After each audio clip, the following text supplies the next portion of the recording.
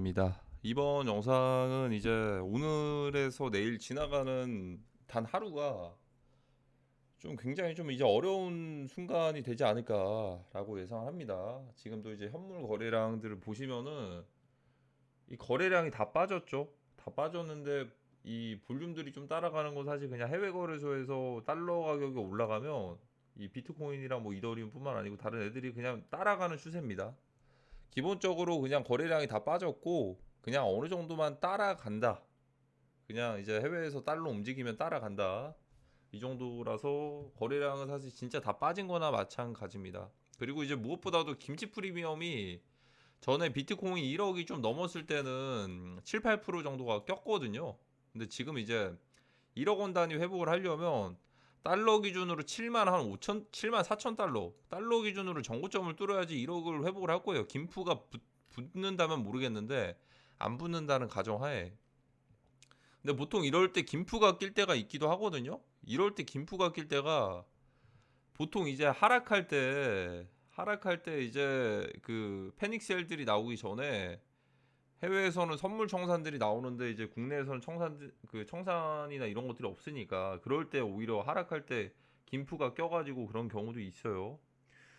김프가 다시 붙는 경우가 그런 식으로 붙을까봐 조금 걱정이 되기는 합니다. 지금 굉장히 좀 애매한 자리고 일단은 어떻게 보면 두 가지 방향이 둘 다 열려 있다. 제가 원래는 양방을 열어두진 않는데 이게 좀 위험한 자리가 뭐냐면 저는 어쨌든 선물 청산빔들이 나올 거라고 보고 있거든요. 보고는 있는데 이게 지금 결국에는 저는 7, 8, 9월까지 하락장이 올 거라고 보고 있어요. 거의 빅쇼트와 비슷할 정도의 나스닥이랑 같이 꺾여가지고 빅쇼트와 비슷할 정도의 하락장이 올 거라고 보고 있거든요. 근데 그 되기 전에 어쨌든 무언가 둘 다 죽이는 포지션들을 만들어 낼 것이다라고 보고 있는데 예전이랑 확실히 좀 규모가 커지긴 했지만 그래도 좀 비슷한 재료들이나 이런 것들로 해가지고 만들어낼 수는 있다라고 생각을 해요. 자, 근데 이 기준입니다. 여긴데 지금 어떻게 보면 밑에서 받아 먹으려고 뭐 52K 막 이런 식으로 얘기를 하시는 분들도 계실 거고 과연 52K 이 구간 사실 이전에 저점들을 뚫리면 굉장히 공포 구간이나 마찬가지일 텐데 이게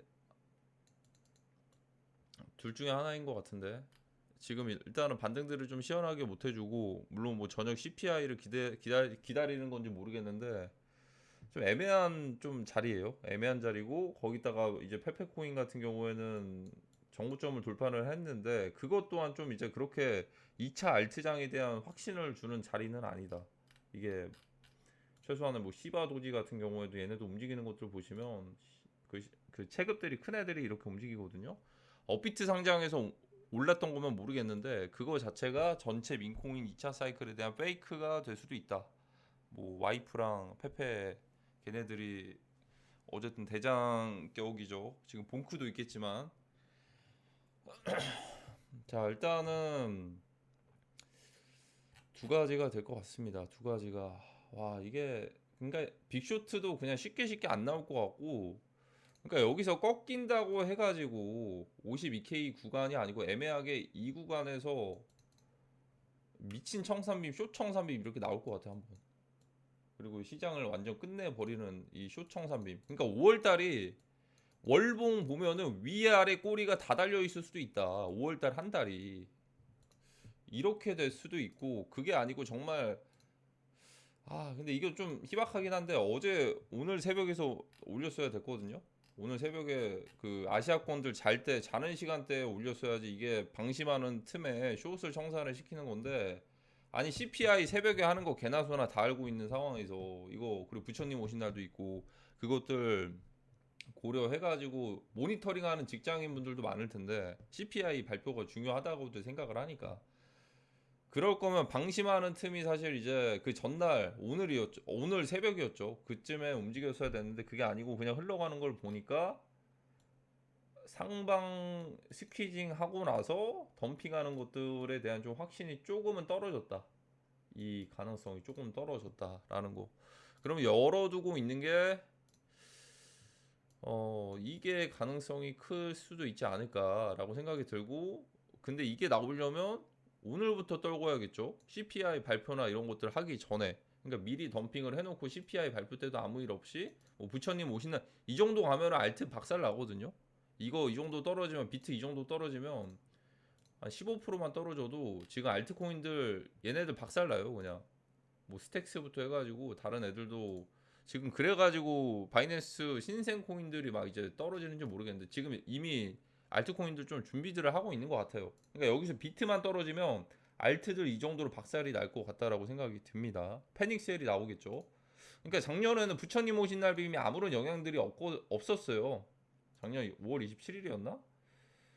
언제였지? 작년에? 어쨌든 이쯤이었는데 별다른 그런 이슈들이 없었던 걸로 기억을 합니다.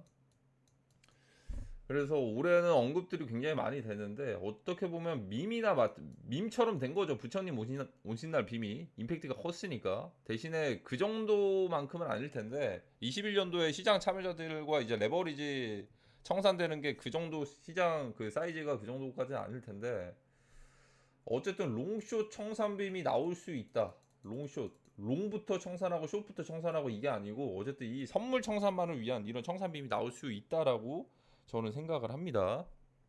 그래가지고 굉장히 난이도가 어려울 것 같고 조심해야 되지 않을까. 그래서 이제 쉽게 가진 않을 것 같아요. 5월달이.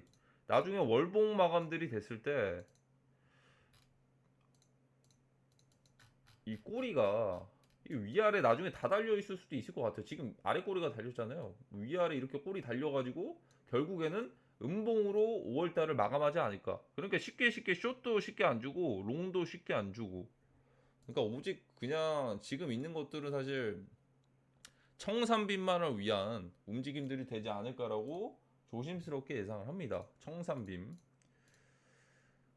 뭐 청산된 규모가 그렇게 사이즈가 엄청 크지는 않아요. 이전에 임팩트 있었던 게 이런 거 그 롱 두 번 정도 연달아서 주말에 떨어뜨려 가지고 엄청 큰 청산들을 만들어냈는데 최근에는 뭐 숏도 아니고 롱도 아니고 둘 다 청산빔이라고 한다면 그런 것들이 좀 약합니다. 약한데 지금의 구조적인 상황들을 보면은 뭔가 좀 패닉셀을 유도를 한다는 느낌들을 받았고 만약에 그 쇼청산빔을 만들 거였으면 아시아권들 자는 시간대에 그런 것들 많이 하거든요.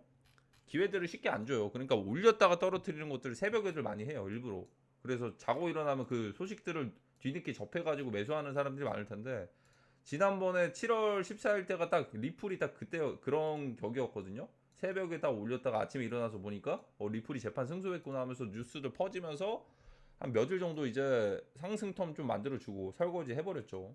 이런 것처럼 새벽에 아시아권들에게 이제 기회들을 안 주는 상황들을 만들어냈어야 됐는데 일단 CPI가 얼마 안 남은 시점에서 제가 볼 땐 오늘 새벽이 기점이었거든요. 근데 그게 그냥 넘어갔다 보니까 다시 또 위기입니다. 다시 또 위기인 것 같고 그리고 이제 몇몇 알트코인들은 미리 좀 이제 출발들을 하는 것 같다라는 느낌들을 받았거든요. 특히나 신생 코인 이런 애들 보면은 미리들 출발들을 하는 느낌. 와 미쳤네. 피스부터 해가지고 어쨌든 여기서 패닉셀을 유도할 수도 있는 그런 가능성을 열어두고 시장 대응을 정말 잘하셔야 될 것 같고 그래서 이제 선물 매매를 하시는 분들은 정말 집중 잘하셔야 될 것 같아요. 이거 그냥 단순하게 원웨이 방향 한 방향으로만 간다라는 것만 그런 믿음 가지고는 둘 다 털릴 것 같습니다.